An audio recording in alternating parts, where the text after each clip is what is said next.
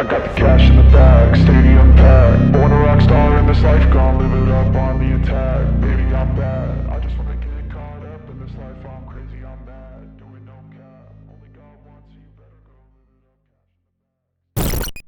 Havit m3 ছিল হ্যাভিটের বহুল সমালোচিত একটি হ্যাভিটের ব্লুটুথ স্পিকার, যা প্রাইস ছিল অ্যারাউন্ড 900 থেকে 1000 টাকার ভিতরে আশেপাশে। তার পরবর্তীতে নতুন আরেকটি প্রিমিয়াম ভার্সন তারা রিলিজ করে, যেটার মডেলটা ছিল m29 or mx801 এবং এর প্রাইস ছিল অ্যারাউন্ড 2000 টাকার আশেপাশে। তো আজকের ভিডিওতে আমরা কথা বলবো mx801 অর্থাৎ এই স্পিকারটিকে নিয়ে। আচ্ছা, উল্টা বলে গেছি, mx801। আজকের ভিডিওতে আমরা এই mx801 এর কিছু স্পেসিফিকেশন এবং আমার নিজের একটা ইউজার এক্সপিরিয়েন্স আপনাদের সাথে শেয়ার করব। সো আসসালামু আলাইকুম, কি অবস্থা? আশা করি সবাই ভালো আছেন। It's me again with another video. আমি আছি নামুল ইসলাম আর আপনারা দেখছেন Namul tech tips. So let's get start into that video.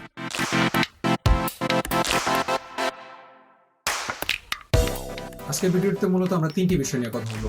1, looks এবং বিল্ড কোয়ালিটি। 2, ড্রাইভার সাইজ এবং এর সাউন্ড কোয়ালিটি।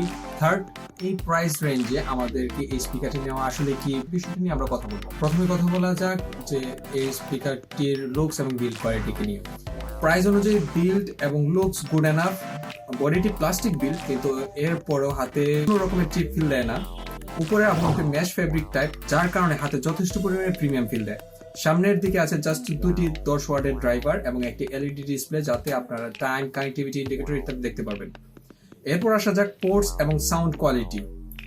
পোর্টস হিসেবে পেছনের দিকে আছে মাইক্রো এসডি কার্ড স্লট, একটি 3.5mm AUX পোর্ট, একটি মাইক্রো ইউএসবি চার্জিং পোর্ট এবং একটি অন অফ সুইচ বাটন।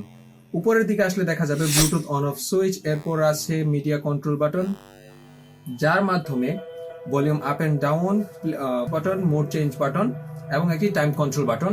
এখন কথা বলা যাক স্পিকার এর ড্রাইভার সাইজ কি নিয়ে। স্পিকারটিতে ড্রাইভার হিসেবে 10 ওয়াটের দুটি বটম ফায়ারিং স্পিকারটি আছে, যা আমি পার্সোনালি মনে করি more than enough for me. So conclusion হলো, should it worth it to buy? Yeah, it does. যাদের প্রাইস বা বাজেট 2K এর আশেপাশে, তারা অবশ্যই আমি মনে করবো যে এই স্পিকারটি দেখতে পারে, কারণ এর sound quality, base, mid base good enough.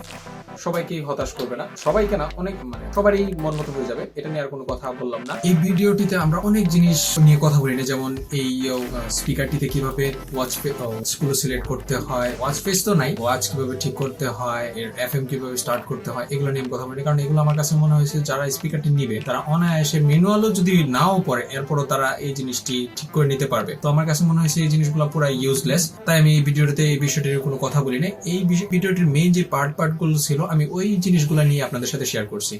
So আজকে এই পর্যন্তই। See you next video. Hope you like it. Hope you subscribe it. Thank you so much.